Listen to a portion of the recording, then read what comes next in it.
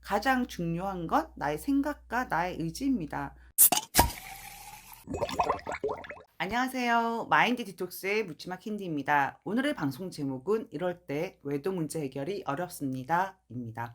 구독, 좋아요 눌러주세요. 좋아요 꼭 눌러주십시오. 네, 오늘은 제가 그 외도의 심리학 상담이라는 책을 읽다가 문제 해결이 쉬운 상담과 어려운 상담이라는 소제목으로 작성된 부분의 내용을 읽으면서 제가 상담하면서 느끼고 생각하는 점과 너무 동일하고 유사해서 해당 부분을 인용을 해서 제 상담 사례 경험과 함께 덧붙여서 방송으로 진행하도록 하겠습니다. 먼저 문제 해결이 쉬운 상담. 문제 해결이라는 건 부부관계 회복이라던가 가정을 지킨다던가 그런 부분을 말씀드리는 거예요. 첫 번째, 외도 상황 이전에 부부관계가 좋았고 안정된 결혼 생활을 해왔다. 두 번째, 이례적 외도이거나 결혼 기간 내 첫 번째 외도였다. 세 번째, 외도한 배우자가 진정으로 뉘우치고 반성한다. 네 번째, 이미 종료된 외도 관계이거나 외도한 배우자 측에서 외도 관계를 종료시켰다. 이건 알고 난 후에 종료를 했다는 거죠. 다섯 번째, 외도한 배우자가 정서적으로 건강하고 성숙한 편이다. 보통 결핍이 많아서 바람을 핀다라고 하지만 일반적인 정서의 사람들도 이제 사내 불륜이라던가 그런 경우는 걸리고 나면은 관계를 종료하는 경우가 많습니다. 네, 여섯 번째, 외도한 배우자가 상담이 필요하다고 인정한 경우. 이런 사건이 발생했을 때 문제 해결을 하고 적극적으로 가정을 유지하고 싶어 하시는 분들 중에 바람을 폈지만 우리 같이 가서 상담 받을까? 이렇게 말하는 경우들도 있거든요. 이런 경우를 말씀드리고, 일곱 번째, 상간자와 정서적으로 깊이 엮인 관계가 아니다. 일단 외도 기간이 짧아야 되겠고요. 오랜 기간 만났다 하더라도 only for sex, 섹스를 위한 관계가 있고 불륜이 있고 그게 아니라 서로 정서적으로 나누고 일상을 나누면서 와이프랑 할 말을 상간자와 계속 말로 아침, 점심, 저녁 인사하면서 수시로 연락하는 경우는 정서적으로 깊이 엮인 관계입니다. 반대로 문제 해결이 어려운 경우. 첫 번째, 외도 상황 이전부터 부부 관계가 좋지 않았고 불안정한 결혼 생활을 해왔다. 그러니까 외도 상황을 싹둑 잘라내고 그 이전의 부부 관계를 보시면 외도가 끝났다 하더라도 그 이전의 부부 관계 문제는 해결을 하셔야 합니다. 두 번째, 외도한 기간이 장기간 지속되었다. 상담하다 보면 제가 최장이 20년으로 알고 있었는데 23년인 분도 계셨고요. 그러니까 10년이라고 또 다른 분은 막 울고 계시길래 아니다. 23년도 있다. 외도라는 게 권태기가 없다라고 하잖아요. 그래서 생각외로 그 기간이 5년 하고 부르르 떨고 뭐 10년 하고 부르르 떨고 하지만 그들이 뭐 계속 만나는 경우도 있겠지만 그런 경우는 종료되는 경우도 있고 그게 아니라 이제 뭐 한 달에 한 번, 두 달에 한 번 이런 식으로 간헐적으로 만나는 경우들인 경우에 더 장기간 지속되고 이 만약에 진짜 마음에 들었다면 둘이 같이 살림을 차렸겠죠. 가출을 했겠죠.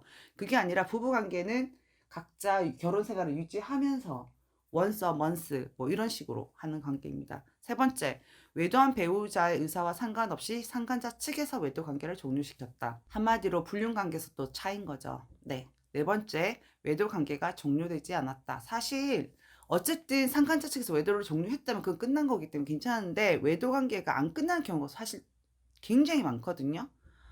그래서 이 관계를 종료시키는 걸 스스로 못하기 때문에 우리 피해 배우자가 개입을 해서 종료시키기 위해서 소송을 한다던가 뭐 박사를 낸다던가 여러 가지를 진행하게 됩니다. 다섯 번째, 외도한 배우자가 정서적으로 심각한 문제나 결핍이 있다. 아니 결핍이 많다라고 해야겠죠. 정말 바람만 폈으면 이해를 하죠. 근데 이상한 사람 진짜 많거든요. 뭐 폭력 혹은 아니면은 너무 이제 가정 생활을 하기 위한 기본적인 소양도 안 된 사람들 많거든요. 이런 경우는 문제 해결이 어렵겠죠. 여섯 번째, 과거부터 여러 번 반복된 외도이다. 제가 상담할 때 물어봅니다. 아내분 이거 첫 번째 외도인가요? 제가 알게 된 건 첫 번째예요. 오케이, 알게 된 첫 번째면 괜찮습니다. 근데 줄줄 사탕으로 나옵니다. 제가 임신했을 때요, 결혼하고 초기에요, 그 다음에 5년 전에요. 이런 경우에 문제 해결이 어렵다고 할 수 있고요. 가정을 지키는 거와 문제 해결하고는 약간 다르다고도 할 수 있죠. 네. 다음 7번째, 외도한 배우자가 상담에 대해 거부감이나 반감을 가지고 있다. 가기 싫은데 질질 끌려가지고 온 느낌이 드는 경우라던가, 갔다 와서 상담사 선생님을 엄청 까면서 이제 저 사람 뭐 제대로 하는 거 맞아? 뭐 알고 나르들이 이렇게 잘하죠. 그런 식으로 얘기하는 경우입니다. 8번째, 상간자와 정서적으로 깊이 밀착되어 있는 관계이다. 9번째, 외도한 배우자가 아내를 조종하고 살아왔다. 이제 외도한 배우자 중에 나르시시스트가 많고 일명 가스라이팅을 하는 거죠. 그러면 이런 경우 아내분들이 오랜 시간 가스라이팅 당한 경우에 되게 우울감이 크고요. 부정적이고 의욕이 별로 없어요. 그래서 표가 좀 납니다. 그러니까 자신의 색깔을 잃어버린 경우라고 할 수 있죠. 이런 경우는 가정을 지키거나 문제 해결보다는 아내의 색깔부터 찾아야 된다고 저는 말씀을 드립니다. 이상 문제 해결이 쉬운 경우와 어려운 경우로 크게 두 가지로 나누어서 살펴보았는데요. 제가 상담을 할 때 피해 배우자인 우리들의 자존감이 문제 해결에 있어서 가장 큰 핵심 요소입니다. 자존감이 답입니다. 이런 말씀을 자주 드립니다. 근데 이 책에서도 동일한 내용을 다루고 있거든요. 피해 배우자인 우리들이 가지고 있는 그 취약성, 이 취약성이 우리가 약하고 문제가 있다라기보다는 똑같이 외도를 하지만 내 상황에 따라서 그게 더 큰 상처로 다가오는, 그러니까 2배, 3배 고통이. 똑같긴 해요. 한 달을 만났다, 뭐 10명을 만났다, 몇 년이든 다 똑같은 고통이긴 하지만 그 고통 중에서도 더 힘든 경우, 어려운 경우들에 대해서 추가적으로 알아보도록 하겠습니다. 첫 번째, 자존감이 낮은 경우. 낮은 자존감을 가지고 있는 경우에 배우자가 외도를 하게 되면 내가 부족한 게 없을까? 나 때문에 아닐까? 그러니까 본인이 부족하다라고 해석을 하기 때문에 외도의 상처를 회복하는 데도 큰 어려움을 겪게 됩니다. 근데 보통 자존감이 낮은 아내분들은 상담을 해보면 표가 나거든요. 불안감이 크고요. 결정을 잘 못하시고 실행을 하지 못하시고요. 안 될 거라고 부정적인 생각과 걱정을 미리 많이 하십니다. 근데 외도 해결에 있어서 자존감이 높은 아내의 경우에는요, 그냥 직진입니다. 머뭇거리지 않고요, 자신의 선택을 바로바로 하세요. 자신이 실행을 하고 소송 등 그 당연히 하는 거 아니에요? 네, 알겠어요. 걱정 안 해요. 근데 자존감 낮은 경우에는 이거 하면 저희 남편한테 타격이 가지 않을까요? 뭐 그 여자가 돈을 안 주면 어떡해요? 아내분 죄송합니다만 증거부터 수집하시기 바랍니다. 라고 말씀드리거든요. 네, 망설임이 없습니다. 두 번째, 신뢰가 깨어진 경험을 가진 경우. 이건 뭐냐면 그 어린 시절에 아동기 때 그 저희가 가장 신뢰한 사람이 부모라던가 가장 나 주 양육자를 신뢰를 하잖아요. 그런데 뭐 그래 알았어 해줄게 안 해준다던가. 그래서 자신이 신뢰가 없는 경우에 깨졌다. 그거 뭐냐면 배우자를 더 믿게 된다는 거죠. 의심 없이. 의지할 사람 남편밖에 없다. 그런데 이 외도라는 사건 자체가 배신을 했고 속였고 약속을 지키지 않았기 때문에 어린 시절에 신뢰하지 못했던 그 상처들이 다시 떠오르게 되고, 그리고 그 뒤로 부모를 못 믿고 내 배우자를 의지를 했는데 그 배우자마저 신뢰를 깨버렸기 때문에 더 큰 충격에 빠질 수가 있습니다. 보통 어린 시절에 이런 분들은 커서 자존감이 낮은 경우가 많고, 낮은 경우에 남편한테 올인, 정말 말 그대로 올인해서 완벽히 믿어버리거든요. 근데 그 남편마저 자신을 뭐 속이고 했다는 사실을 알고 굉장히 고통스러워하는데요. 네. 세 번째, 부모의 외도 경험이 있는 경우. 상담을 하다 보면 부모님, 특히 아버지 외도 경험이 있으신 분들이 정말 많으세요. 근데 아버지의 외도로 엄마가 고통스러운 시간을 보내고 울고불고 했겠죠? 지금의 우리들처럼. 그래서 그 감정의 쓰레기통이 되기도 하고 옆에서 지켜봤기 때문에 그 분노의 감정이 아빠에 대한 분노, 거기서 아무것도 못했던 엄마에 대한 분노라든가 연민이라든가 이런 감정들이 같이 겹쳐서 더 크게 정신적인 상처가 되기 때문에 힘들어하십니다. 네 번째, 임신. 임신했을 때 우리 사실 여자들 남편의 극진한 배려와 사랑이 정말 필요하고요. 그렇게 해줘도 짜증 엄청 나거든요. 호르몬도 막 다르게 분비되고. 근데 사랑받고 배려받아야 될 시기에 이 새끼가 다른 여자랑 같이 섹스를 하고 바람이 났다. 이 사실 자체가 곱절로 고통스럽습니다. 그리고 태아한테도 만약에 임신 상태에서 알게 됐다면 태아한테도 나쁜 영향이 갔겠죠.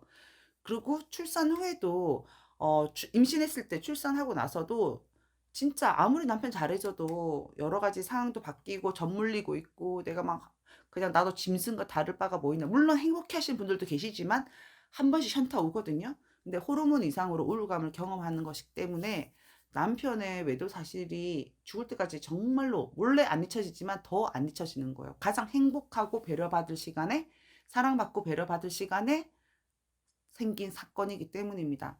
다섯 번째, 질병.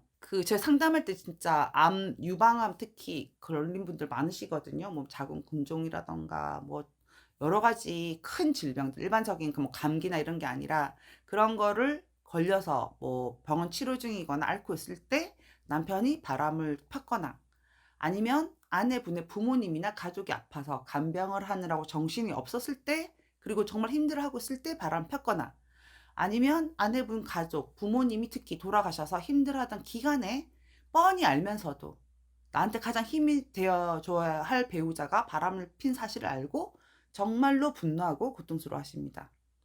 이거 외에도 이제 또 더 고통스러운 경우는 상간녀가 아내의 지인인 경우입니다. 뭐 방문 교사도 있고 친구도 있고 이웃 주민도 있고 심지어 형 자매도 있고, 그거는 뭐 솔직히 거의 폐륜 뭐라 그럴까, 하여튼 그런 경우도 정말 어쩌다가 있긴 하는데요.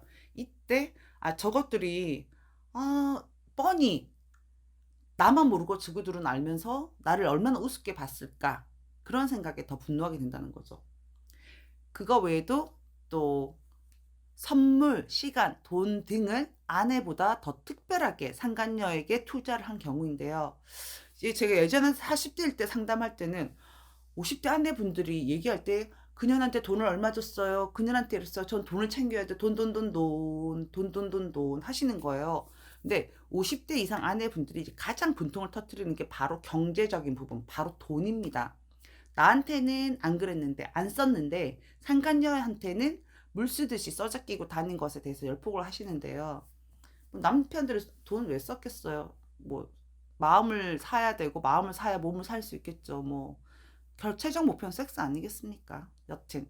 그래서 피해 배우자들이 위에서 말씀드린 이런 내용인 경우는 더 고통스럽고 더 아프기 때문에 이건 회복을 하는데도 더 많은 시간이 소요되고, 만약에 이걸 가해 배우자, 외동 배우자가 보고 있다면, 듣고 있다면, 이런 경우에 자신이 바람을 폈다. 그럼 정말 크게 반성하고 진짜 더 많이 사죄하고 아내분을 챙겨주셔야 됩니다.